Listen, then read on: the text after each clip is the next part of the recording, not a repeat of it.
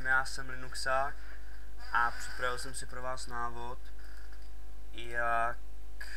jak udělat live flashku. Takže bude potřebovat tady ten program, ili USB Creator, nebo jsou i jiný, ale tenhle mi přijde ze všech takový nejlepší. Takže link vám dám do popisku videa potom. Tak. Připojíte nějakou flashku samozřejmě, bez ní to opravdu nepůjde. A vyberete si ji. Tak.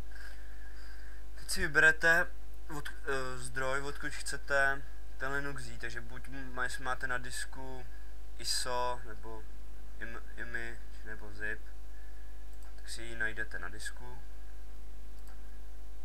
Pak, buď když máte v mechanice CDčko, můžete z mechaniky, anebo rovnou stáhnout.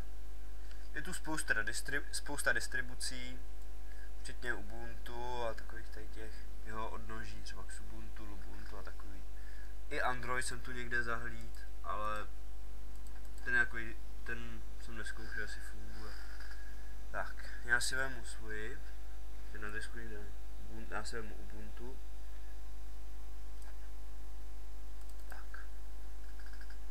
Tak, teď se nám tu objevila další nabídka, Persistence. A to je takové šikovné nastavení, při kterém si vybíráte,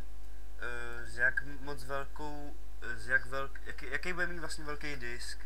Takže vlastně Ubuntu a jeho odnože umí používat právě tady ten mod, že můžete na tu flashku i instalovat normálně programy do toho Ubuntu.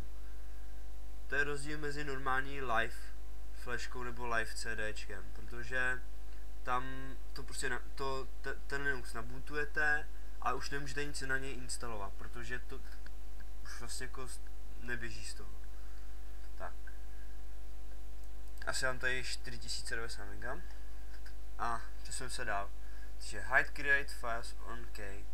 To znamená, že když uvidí, že průzkumník ve Windows neuvidí ty soubory, když to bude zaškrtlý. Tak. Pak tu máme Formatter K Infa 32, nemusíme vysvětlovat, protože to zformátuje flashku.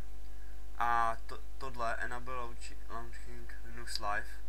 To znamená, že když to zaškrtnete, takže pak budete moct i ve Windows ten Linux spustit přes VirtualBox. Osobně se mi to ještě nepovedlo spustit, protože to vždycky hodí nějakou chybu. Až budete mít všechno nastavený, tak klepnete na tento blesk. Už se vám otevře stránka, kde bude napsaný, že už máte tu flashku hotovou. No, to bude dneska asi tak vše a uslyšíme se příště.